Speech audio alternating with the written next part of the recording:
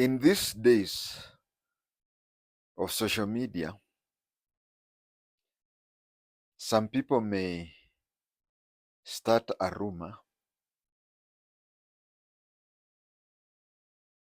to annoy you, to defame you, to do whatever. That's okay.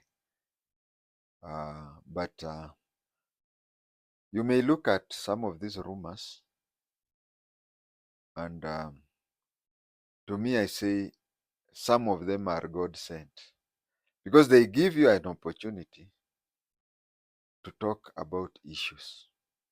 For example, and that is why I'm recording this one.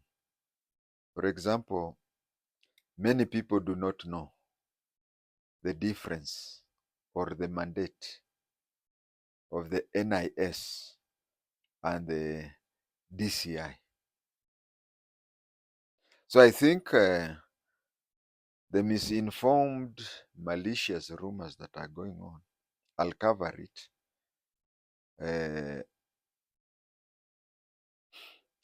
I'll use that opportunity. That is what I've seen. To me, I've seen that that is an opportunity that allows me to share my knowledge with other people. Since my childhood, my father spent quite a large time. Let me say that over 80% of the time when my father was in police, over 80% is spent in both railway police and the CID. So even when I was in secondary school, Form 1 to Form 4, I could definitely tell you the mandate of the CID. But I'll repeat it here. The mandate of the CID. But I never knew the mandate of the special branch. The time I ever came close to the special branch was a year before, the year that, you see, I spent around a year from the time I did my Form 6 to the time, from the day I completed my Form 6 to the day I joined Kiganjo as a recruit. I spent a year. That 1 year is the one that I came nearest to understanding special branch. Because in Garissa, people used to say that these are two formations that look alike. There was the CID and special branch. They dressed alike. They had similar vehicles. The only difference is that this was CID and this was special branch. But anybody, me knowing the what do you say? There is a definition where people say compare the similarities and the difference. I didn't know. I later joined the police, and when I joined the police, I also didn't know the mandate of the special branch, which is now today called NIS. There is one day, I think I've already said in this YouTube, there is one day I met Vincent Mahanu Chemiat, who was the then Deputy District Special Branch Officer, Kapenguria, who asked me about my level of education. I said I was a Form 6. He said, why don't you join special branch? Then I told him, you are the one to facilitate that for me. And I joined, and then I applied, I did my interviews and whatever, and then joined special branch, as it was then called. It is only after joining special branch that I came to know its mandate, which could also be said it was too late, because in my view, which I hold even today, is that even right now, a student completing grade 6, a student completing grade 6 should know NIS A student completing grade 6 should know DCI, and a student completing grade 6 should know other professions as well. The CBC encourages competent-based curriculum. Now, if it is competent-based curriculum, is when you have known everything, then you choose whatever you want and then pursue that line. But how can you pursue intelligence or CI or DCI when you don't even know that? So the purpose, whatever words I'll have used here and whatever, from word A to Z, the intention is just simple. The intention is to tell an ordinary person in any country, because, okay, we are talking of the Kenyan DCI, we are talking of the Kenyan NIS, but it is universal. Every country has criminal investigation, and every country has got three types of intelligence. There is internal intelligence, external intelligence, and military intelligence. So it is good for somebody to know that, so that when they pursue that, we all know about doctors, we all know about teachers. So anybody completing grade 3 in the Kenya system already knows about medical people. We have to know each and every profession, so that I know so many people who joined the intelligence because they used to see the people well dressed, or joined the CID because they saw people well dressed, such things. That is why I would say it is good for those people to say. I'll talk in quite detailed manner, which is in a teaching manner. Mine is to teach, to inform people to be more educated about the mandate of these two, especially the young people who are growing up.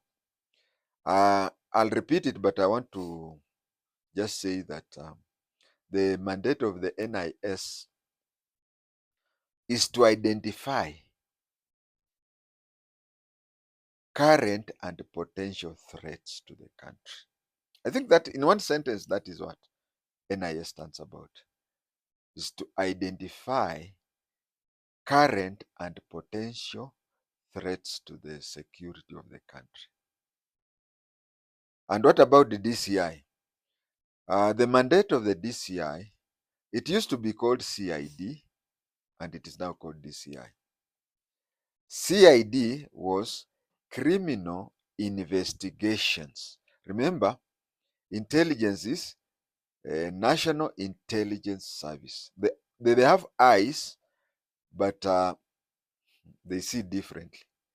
The NIS, the I says intelligence, but with these other ones, it is investigation. So it used to be known as Criminal Investigations Department. Criminal Investigation Department. Now it is called Directorate of Criminal Investigations. Now, saying that it is the Directorate of Criminal Investigations, we are saying that a crime has to be committed. A crime has to be committed.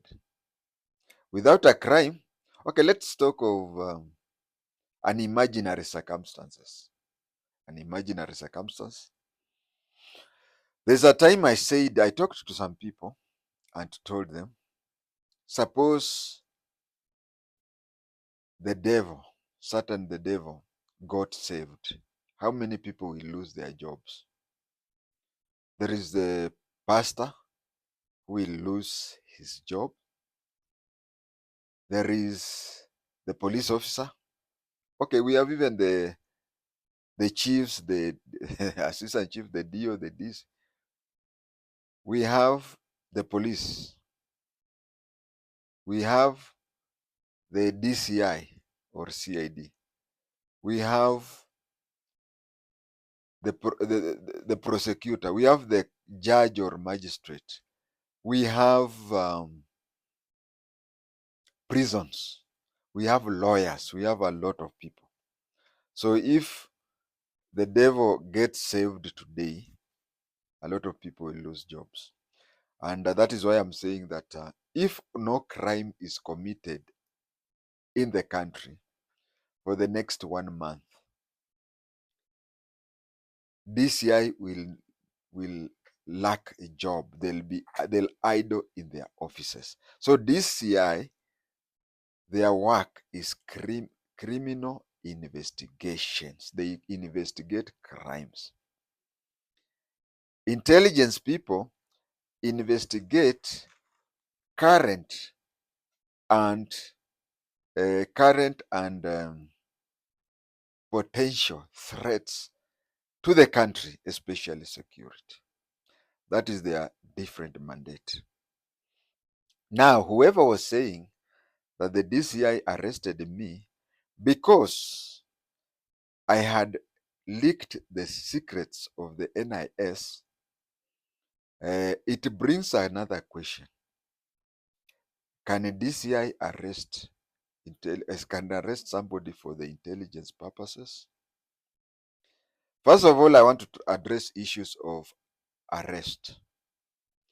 I don't know which country you are in, but in Kenya, we all have powers of arrest. That is what I was taught in 1982, and it has never changed. Any person in Kenya has powers to arrest another person. And that is why in the US, it is called citizen arrest. You arrest a person, take him or her to the nearest police station. When you take her or him to the nearest police station, then he or she is rearrested by the police. And the only powers that the police has over you, because, okay, I'm now a civilian, but I used to be a police officer. The only difference between the arrest by a police officer and a civilian, a police officer will just book you straight into police cells. A police officer will book you into the police cells. But what about me or you, the civilians? You take the person to the police station. The police have to be convinced. You have arrested, yes, but the police have to be convinced that this person is a suspect in a case. You say this person, I found him in my shamba stealing this, and then the police say there is a probability of a crime being committed. And that is when the police officer will then book that person into the cells. That is what we call the rearrest. That is for everybody.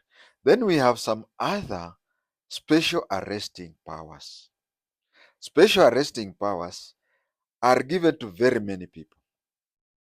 Special arresting powers are powers that are given to specialized people. For example, Kenya Forest Service. They find you in the forest cutting indigenous trees. I don't know, maybe forest officers know their kind of offense. I'm just imagining there's something like that. Or you are trespassing into a forest. The forest officer will arrest you because of the Forest Act. He will take you to police station. Now, I told you that as a civilian, when you go to the police station, you have to convince the police officer there that the person you have brought has committed, I mean, whatever, you cannot you cannot convict somebody, and even the police themselves, if they arrest you, they don't convict. It is for the courts to determine whether you are guilty or not. But if you are a suspect in a criminal case, I said, any person in Kenya, any person in Kenya, any citizen in Kenya can make a citizen arrest. And when you go to the police station, the police officer, you have to convince the police officer that there is a justifiable, yeah, that is the word I was looking for. There is a justifiable instance of you arresting that person. But when a Kenya Forest Service officer arrests you for matters under Forest Act, you have cut, maybe you have taken your animals there for grazing, or I don't know the offenses under forest. But if a forest officer arrests you on the way because you have stolen, because you have done that, he will be arresting you as a citizen. But when he arrests you under issues to do with forestry, then he has the same powers as a police officer. But remember, Kenya Forest Services have no cells.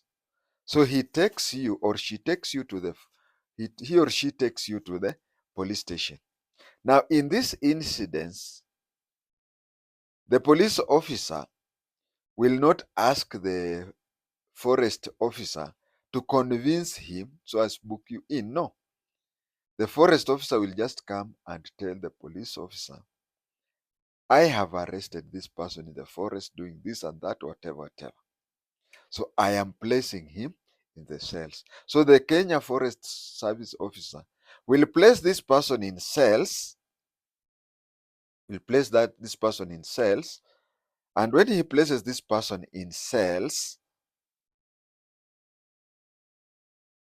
they are there to handle. Now let me say this: the OCS, if you were to go to the OCS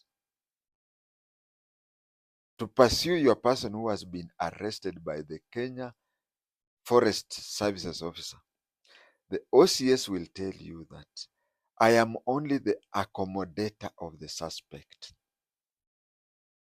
So it means that the powers of the OCS is shared with the officer in charge of Kenya Forest Services. So if you want to do anything where the OCS is supposed to be dealt with, there are things that are like reconciliation, there are things like ABCD.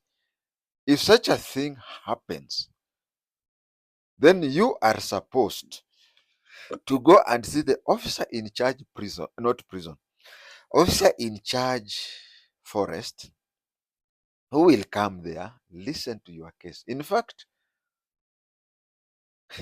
the OCS, if the OCS will participate in that talk, it will be like an honorary member, but the whole thing will be conducted by the officer in charge of. So if they want to release you or whatever, that happens. Now that is Kenya Forest Service. The same applies to Kenya Wildlife Services and others and others and others. We have even had cases of the what do you call county enforcement officers, the so-called Kanjo. We have had these people who are what do you call?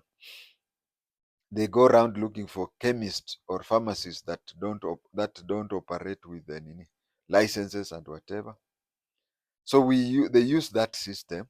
These are the people who use that system to do what? To decide that. So that is the powers of arrest by other government departments.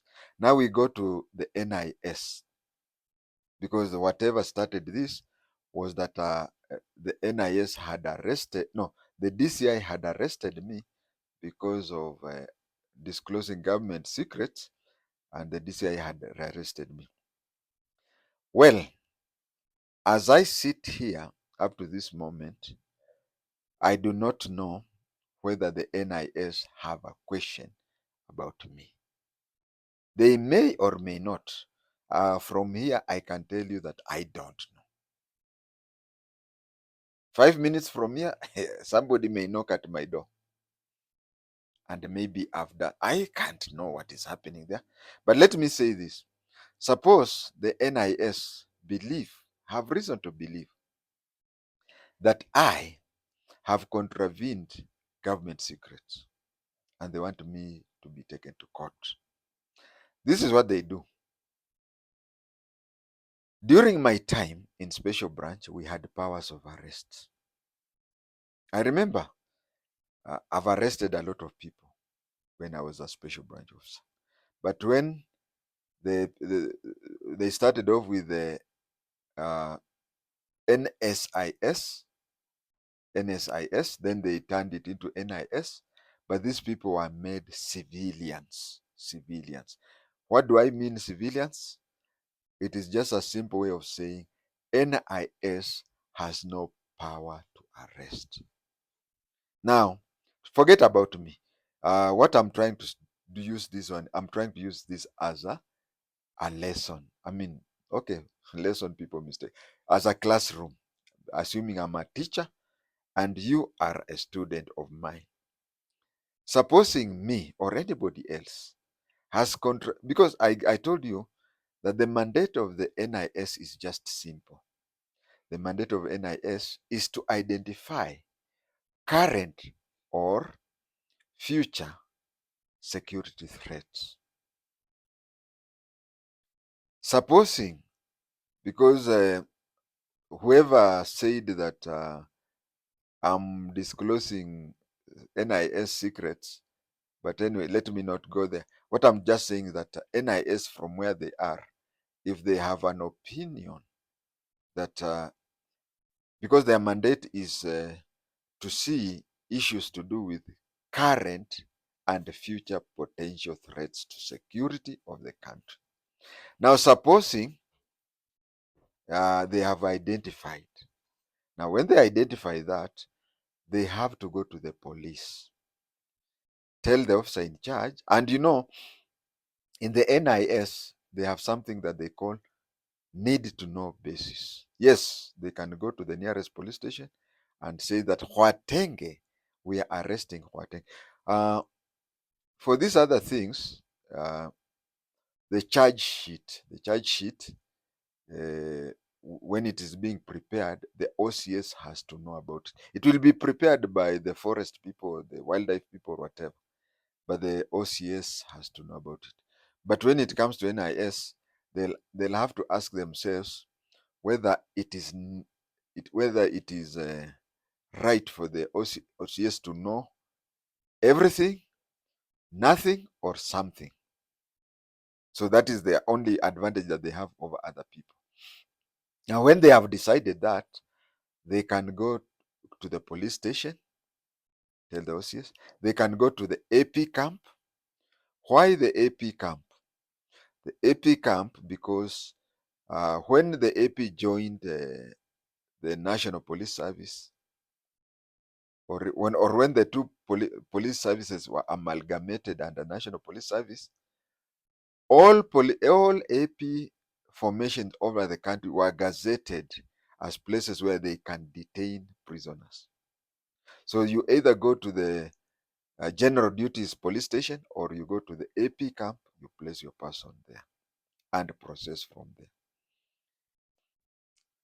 And what I can say from the historical fact is that since the days of special branch, DSI, NSIS, and NIS, the intelligence people in Kenya are more comfortable dealing with APs than the general duties or even the DCI. So I'd guess that since AP comes with the sales facilities are few, but if in the area that they get you has an AP camp with the cells, then they take you there. That is that. But the question here is, can NIS send DCI officers to arrest you so that they process? I find that one a bit hard to understand. Although those people who spread that I've never worked with those and whatever. I know them personally. But I would want to say this from a technical aspect of it. Yes, DCI is the third arm of the National Police Service. But apart from a few selected places, I would not be surprised if the Kiambu Road have cells. I would not even be surprised some of the DCI officers elsewhere and whatever have got gazetted cells. So if NIS would want somebody to be arrested and placed in cells, yes, they can do it to the DCI. But I don't see any value added for being placed there. Maybe for purpose of prestige or something. But I've just said that from historical facts, uh, from since the days of Special Branch, DSI, NSIS, NIS, I tend to believe, I tend to form an opinion that the intelligence are closer to APs than any other of the National Police Service people. And I would also want to believe that the NIS, there is this inter-service, what do you call, uh, bad blood or anything, whatever. I would really want to believe that, and I would also want to convince you that the NIS would only deal with with the DCI over issues which are very, very much necessary. If there is any need, if there is any need for them to maybe deal with the general duties or deal with the APs, I would see that 95% they would just rush to the AP or general duties. This does not mean that they can't deal they can't deal closely with the DCI. No, no, no. I'm not saying that. But there is the historical bad blood, and then there is also facilities. You know, CID, DCI, in case they have cells, they are few and far placed. They are not. They are not near each other. So I think that one would do that. And also, I've been interacting with the members of the DCI. I tend to believe that the DCI uh, do not have adequate knowledge of NIS, adequate to an extent that you don't have to understand everything. Like even now, if someone was to teach you the what do you call the duties and whatever of the DCI, he will tell you exactly what you need to know. He'll not tell you everything. He'll tell you what you need to know, and enough of. So what I know, if it is my opinion, is that the DCI and even police officers of the rank of inspector and chief inspector, I think their knowledge of NIS, in my opinion, is very, very much low. And I think a way should be found for them to be informed more. So that is what I believe. I tend to believe that that is the situation. Now, supposing, we're just supposing, because I can say what I'm saying, but you don't know. 5 minutes after, you could hear somebody knocking at the door. But I want to say is this, supposing it is true that DSI, no, NIS and DCI are concerned about what I'm saying, because according to those bloggers, they are trying to say that the two departments or the DCI is much annoyed about me. Not DCI is not annoyed, but NIS is annoyed about me to an extent that they are involving the DCI. When I was describing the function of NIS, I said their mandate is to identify current and future threats to security. But the way these people put it is that I have access to the current intelligence function. Now, I don't know whether there are those things you can mention, but then they are coincidentally in their files. I have, leave alone a person like me who was dishonorably discharged, even a person who left service on a clean slate. A week after he left the work or she left the work, he or she is denied access to intelligence. So if these people are telling if they are saying that NIS is concerned that I have access to their intelligence, suppose it is true. And if it is true, the way I understand, there is there are some things you talk which are generally leaning ABCD. And for somebody who is trained in that level and whatever, it is also easy for him or her to have an idea of things, of the surrounding, to have an idea of the surrounding. So if I say something that is happening and it is happening, of course it will be in the NIS files to do the same. Because if I was to talk about things that are in Pluto, the NIS it will be found that it has. So it is upon those active in the NIS to identify or to check their records and see, I talked here and I've repeated sentence by sentence by this intelligence report number, this, dated this and this. So the way Huateng is talking is so much close that we don't see any reason of him just using his technical. He must have read this file. So supposing they have come to that conclusion. Remember, I don't have access to their reports, but I have access to what I've talked. So it may be coincidental, and in their own views, it may be that I'm really talking what is contained in their documentation. I want to tell my viewers that if it is true that I, in my present circumstance, leave alone me, even the person who left the service on a good slate, suppose it was somebody who left the service on a good slate, you are not supposed to have access to the intelligence traffic within NIS.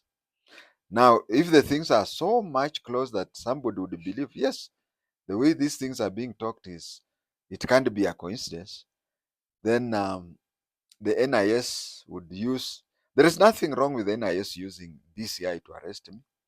There is nothing wrong with the NIS using AP or whatever. I can be arrested. But the first thing I have to say, me being arrested for issues to do with NIS, as a procedure, NIS would be the last people who would want it to be public on social media and whatever. Hmm? I think I'm talking as a former special branch officer, as a former DSI officer. I think it would not be just public that way, and it will not come from them. They will not say, that is one. Now, supposing that the content, not even the content, people can even visit, sorry for that. People can visit they can raid your house, turn it upside down. Then somewhere there, they would get a photocopy of a document that is in the house. It is possible. It has happened before. So suppose it happens that way, then they will not, it will not be something like now, it is 5 days. Oh, yeah. Actually, it happens that in such a situation, because you will be taken away. And when it comes to being taken to court, you have heard people saying that if someone has to be taken before an open court. Yes, this one is one of the courts that you'll be taken that is not open. It will be a closed court. Why closed? We have cases of closed court. Gender-based violence are used in closed court. Cases where the suspect or the accused person is a minor. That one is not taken to court. It is taken to an open court. It is taken to a closed court. Another case of closed court is where the victim of any of the offense is an underage child, especially if it's a girl. That is why somebody is taken to a closed court. Even issues, because you don't expect. Suppose, okay, let me give you an example. I go to court. They have to air the video where I've talked something, and they produce the reports and say, Look, they'll tell the magistrate in a closed court, can you listen to what he's saying? And can you look at this report? Then it is upon the magistrate or judge to decide if what I've said in the video can conclusively say that I have access to those reports. So that is how it is. Supposing, because NIS have not contacted me over alleged handling of their documentation, and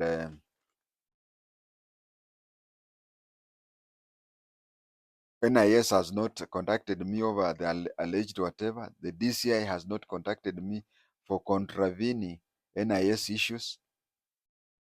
That does not mean that they cannot contact me tomorrow or any other day, because as of now, that is there.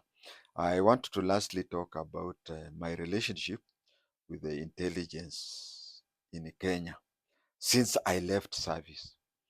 After leaving service, I kept off both the police, the general duty police, and the NIS. By then it was NSIS. I kept off them.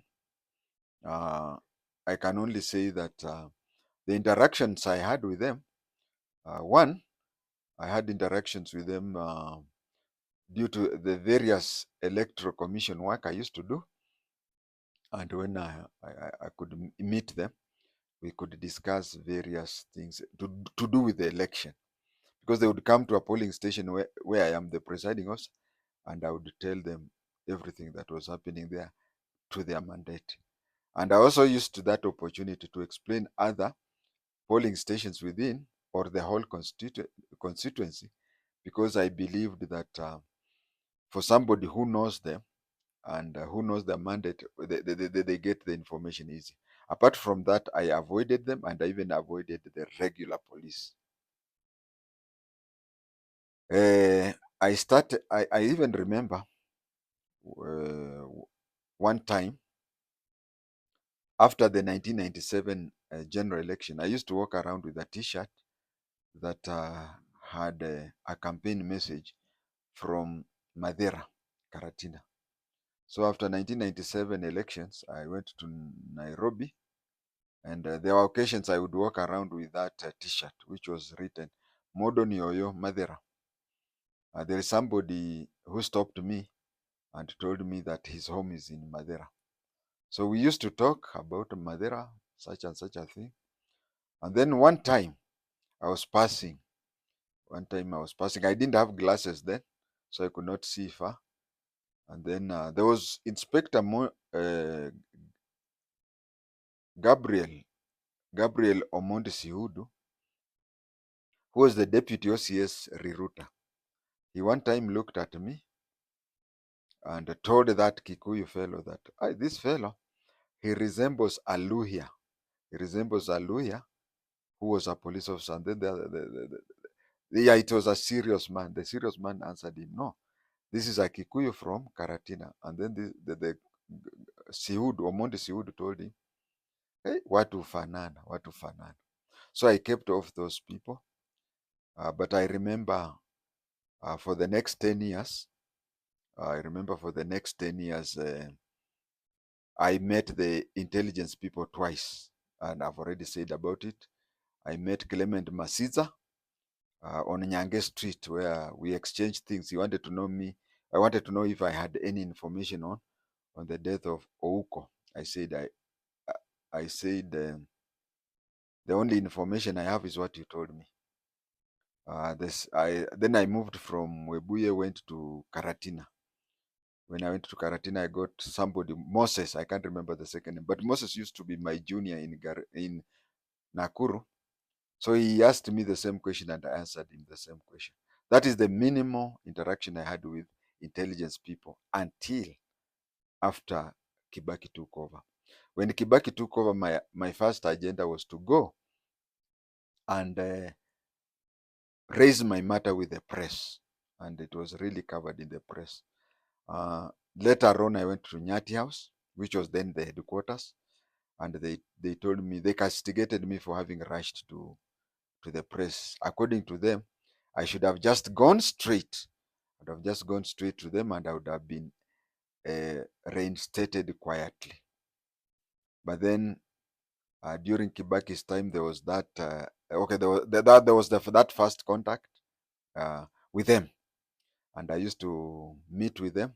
And TV stations, the media houses would contact me and I would talk a lot of things. From there, I discovered that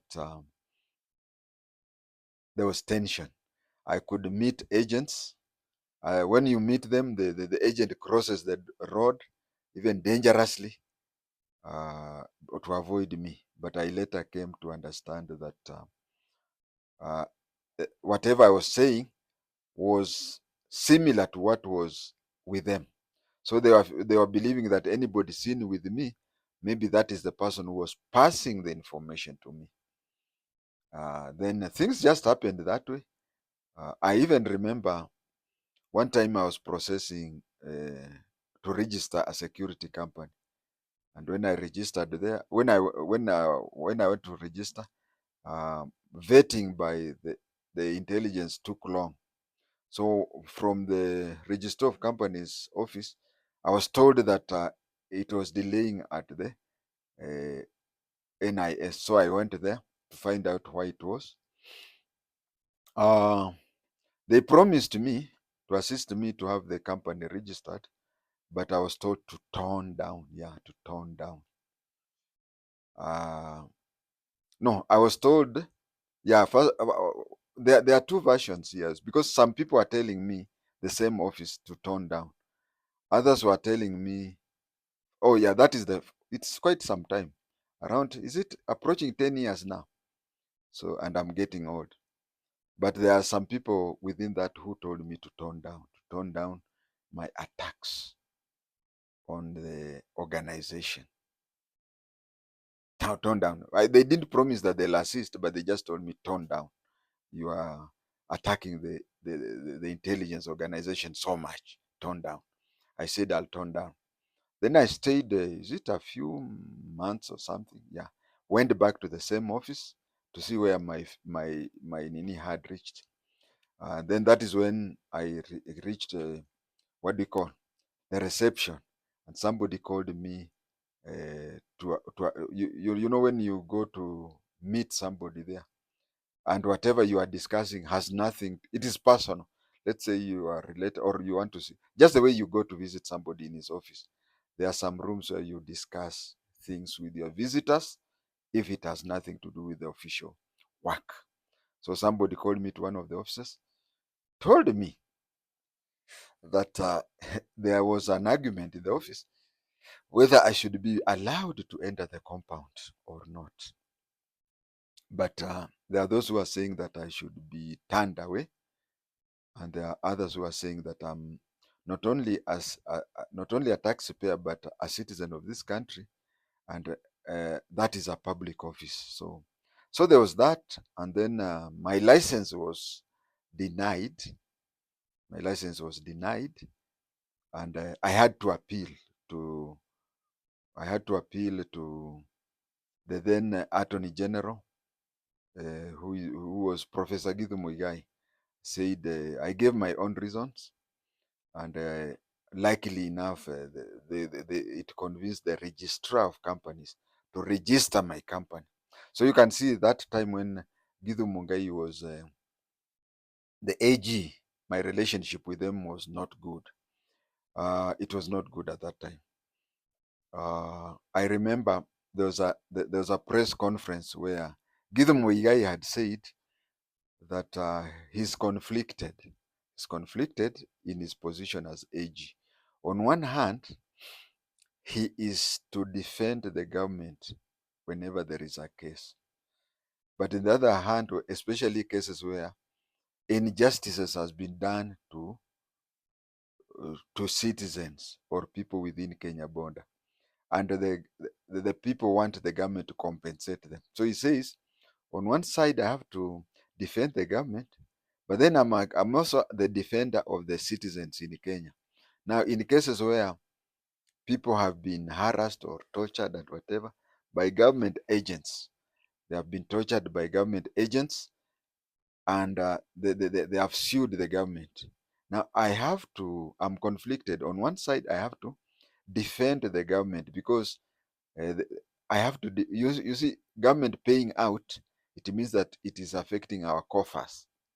But at the same time, I'm also a defender of the citizen. So that is the time when he was saying that. And then I turned to him, quoted that, and said, now you see, this is what is happening. Am I supposed to go now to sue the government so that I quote what you're saying?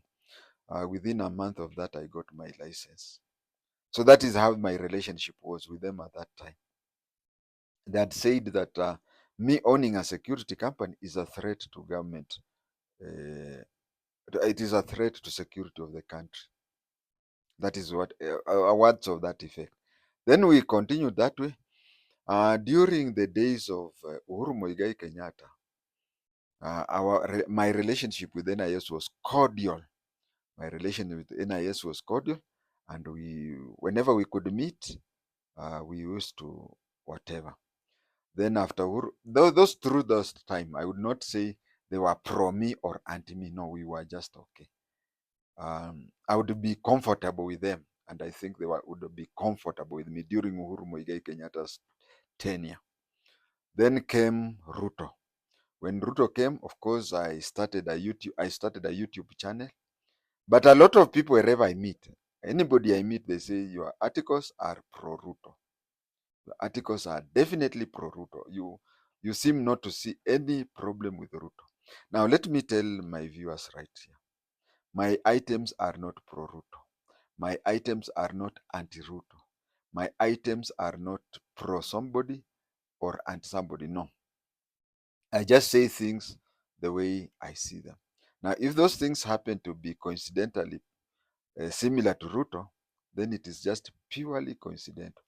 After all, Ruto should have points, although he talks a lot and does very little. But Ruto, uh, by the fact that he's just the president, it does not mean that everything he says we have to oppose. No, in the process of talking, I'm perceived to be so much pro Ruto. Then I would just summarize that in one sentence that it seems I'm seeing Ruto to be right. I think there's no other better explanation. And it reached a stage where I was at the help offices at Anniversary Towers. When I was there, we on two occasions. When I was there on two occasions, I had to be told to go away. You see, they deal with the students themselves. They deal with the students, and the parents and guardians are not supposed to be there. So they told me when the kid is through, he'll call you. But you see, Helb and NI and Nyati House are just next to each other. So I went there on two occasions, and I want to finish off by telling you what happened on those two occasions. The first occasion, I went there to the gate, and I said I wanted to greet people there. The GSU officer who was guarding there had to summon the duty officer. Summoned the duty officer. The duty officer asked me what I'd come to do. I said I just wanted to come around, greet people. After greeting people, then go. Akasema ni gumzo tu. Gumzo tu, hata sina problem. Remember, I was supposed to be busy, pass time as I wait for the student at help in anniversary. So he said, okay, I think I have to determine when what the level or whatever. And then we started talking. I shared with him my experience those days, and he talked to me. Yes, he tended to, and when I mentioned about Brigadier Boynet saying that only graduates should be employed, he agreed with me.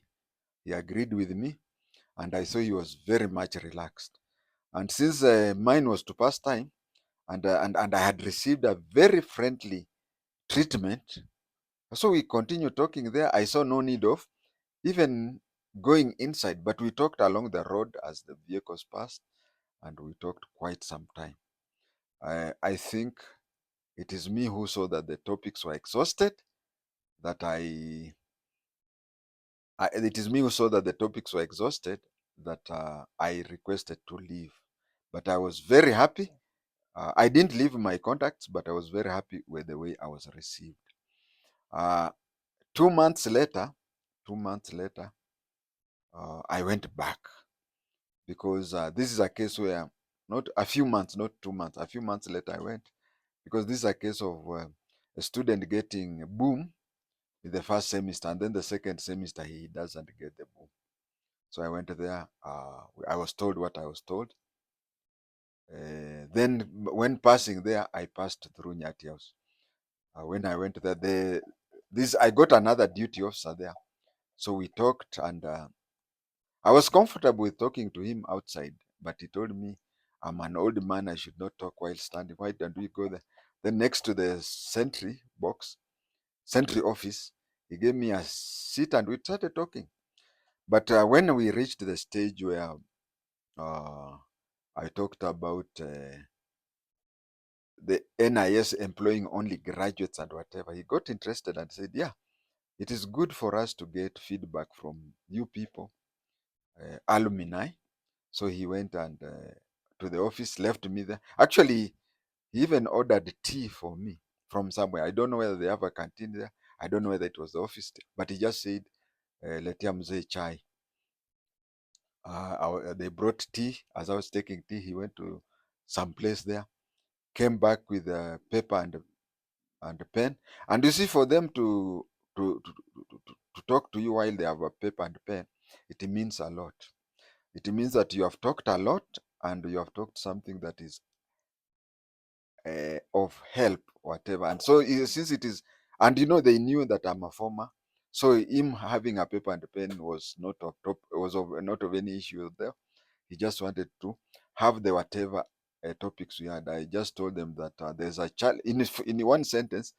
There was a challenge for a graduate person in computer sciences being taken to the border of a place called Nauyapong, the border of Turkana, Karamojo, and Kenya, and Pokot, Kenya. So I said, and then I talked of those experiences. I even told him about illiterate people who are very good in gathering intelligence, but they used to use us Form 6s to write the intelligence reports. So we had that topic and whatever. And he used that question that everybody asks, kwa nini siku hizi unatuhepa or something. And as I left that place while in a matatu, it then came to my mind that, hey, so when people say I'm pro Ruto, then maybe because after Ruto took over, the way the NIS personnel we interact with them, it has been very good. But if I can recall, in the absence of any evidence, if I can recall, I am very much conscious of what constitutes state threats. I cannot talk anything that can be picked up by people like Al Shabaab or anything against the state security. From day one, from the day Kibaki was sworn in, I cannot. And if anybody who has seen my recordings, is that I talk things of those days. I don't know how the death of Akin Kothek, Tomboya, JM can affect the current NIS. I don't know. I don't. And NIS are affected by current and future threats. The other thing I've been saying is that I've been trying everything I've been saying. I've been trying to have people know. When people, I do demystify NIS. I've tried to demystify so that people become friendly to them. When should I? Which is the circumstances that I can go to the NIS and report issue there and discuss things. So that is what I've been doing. But as I've said, I noticed that from the time Ruto became the president, these people have been very cordial to me. But I don't know. Maybe they have to produce a document because their documents are serialized. They have to produce a document and show that this day he talked. And can you see the way he talked to this today, and you compare to this paper here, it must be somebody who had access to this. In the absence of that, that is the lastly I would say, watu wanasemaga nini? Watu wanasemaga jela imetengenezewa wanaume. That's all.